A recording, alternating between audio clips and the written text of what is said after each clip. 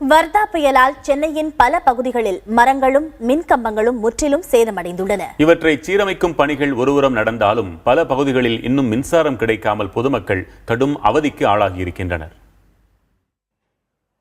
வர்தா வந்து போனதன் தடம் இன்னும் சென்னையை விட்டு நீங்கவில்லை. மரம் பெயர்ந்த இடங்களில் மின்கம்பங்களும் சேதமடைந்திருப்பதால் பல பகுதிகளில் மின் விநியோகம் முழுமையாக சீராகவில்லை. சென்னையின் முக்கிய பகுதிகளில் ஒன்றான அசோக் நகரில் கடந்த 4 நாட்களாக மின்சாரம் இல்லாமல் அவதிப்பட்ட மக்கள் தர்ணா போராட்டத்தில் ஈடுபட்ட பிறகே தங்கள் பகுதியை மின்வாரிய ஊழியர்கள் வந்து பார்வையிட்டதாக தெரிவிக்கின்றனர். ஆக்சுவலாக புயல் வரும்போதே மார்னிங்கே கரண்ட் ஆஃப் பண்ணிட்டாங்க. தண்ணியே கிடையாது. கடந்த 3 நாளாக சுத்தமாக குடிக்க தண்ணி இல்லை, சமையலுக்கு தண்ணி இல்லை. சொல்லக்கூடாது, சொல்ல போனால் பாத்ரூமுக்கு தண்ணி இல்லை. பசங்களாம் ஆஃபீஸ் போகிறாங்க, குளிக்காமல் ஆஃபீஸ் போகிறாங்க. ஸ்கூலுக்கு போகிற பசங்களும் குளிக்காமல் போகிறாங்க. பல கஷ்டம் இருக்குது. வேலைக்காரமாக தண்ணி மேலே கொண்டு சொல்கிறோம்.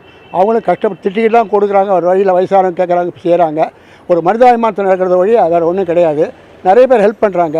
இன்றைக்கி மார்னிங் ஒரு 100 பேர் அசம்பிள் ஆனோம். அதாவது அவங்கெல்லாம் ரோட்டில் தர்ணா பண்ணலாம் அப்படின்னாங்க. போலீஸ் இன்ஸ்பெக்டர் வந்து நான் ஏற்பாடு பண்ணுறேன்னாரு. இபியில் அழைச்சி போய் எக்ஸிக்யூட்டிவ் இன்ஜினியர் வந்து அஷூரன்ஸ் கொடுத்தார். கம்யூனிகேஷனே இல்லைம்மா. யார் இருக்காங்க என்ன? ஒரு வயசானவர், அவர் எவ்வளோ கஷ்டப்பட்டிருக்காரு தெரியுமா? நாங்களும் ரொம்ப கஷ்டப்பட்டிருக்கோம். குழந்தைங்க படிக்கவே இல்லை. இன்றைக்கி என் பொண்ணு எக்ஸாம் எழுதியிருக்கா, அவ்வளோதான். நீங்கள் நினச்சி பாருங்கள், இந்த தெருவில் நைட்டில் நீங்கள் இருட்டில் இங்கே வந்து பாருங்கள் எப்படி இருக்கணும். ஒரு காட்டுக்குள்ளே உள்ளே வர மாதிரி இருக்கும். இப்போ நாங்கள தான் ப்ரைவேட்டாக ஆளை கூப்பிட்டு எல்லாரும் வெட்டினோம். இந்த ஸ்ட்ரீட் வரைக்கும் 10,000 rupees செலவாயிருக்கு. நாங்கள் கார்பரேஷன்காரன் யாரும் வந்து செய்யலை. எல்லாம் பப்ளிக்கில் தான், ப்ரைவேட்டாக தான் நாங்களாம் கூப்பிட்டு செஞ்சுருக்கோம். ஈபிக்காரங்க இந்த நிமிஷம் வரைக்கும் வரல. மின்சாரம் இல்லாததால் மின் மோட்டரை இயக்க முடியாத சூழலில் கிணறுகளை நாடும் நிலை இருக்கிறது. இதனால் கீழிலிருந்து 3வது மாடி வரைக்கும் குடங்களில் தண்ணீர் சுமப்பதாகவும் வீட்டில் இருக்கும் கிணற்றில் தண்ணீர் இறைப்பதாகவும் அங்கு வசிக்கும் பெண்கள் தெரிவிக்கின்றனர். 4 நாளா கீழே இருந்து தண்ணி தூக்க முடியல. My husband is a dialysis case and we are suffering and we are going to the hospital in between. எதுவுமே பண்ண முடியல. We are suffering like anything.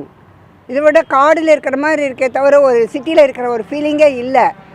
மாநகராட்சி ஊழியர்கள், துப்புரவு பணியாளர்கள் மற்றும் மின்வாரிய ஊழியர்கள் அனைவரும் இரவு பகல் பாராமல் விழுந்த மரங்களை அகற்றி மின்கம்பங்களை சரி செய்தாலும் நகரின் உட்பகுதிகளிலும் விழுந்த மரங்களை அகற்றவும் மின்கம்பங்களை சரி செய்யவும் முன்வர வேண்டுமென மக்கள் கோரிக்கை விடுக்கின்றனர்.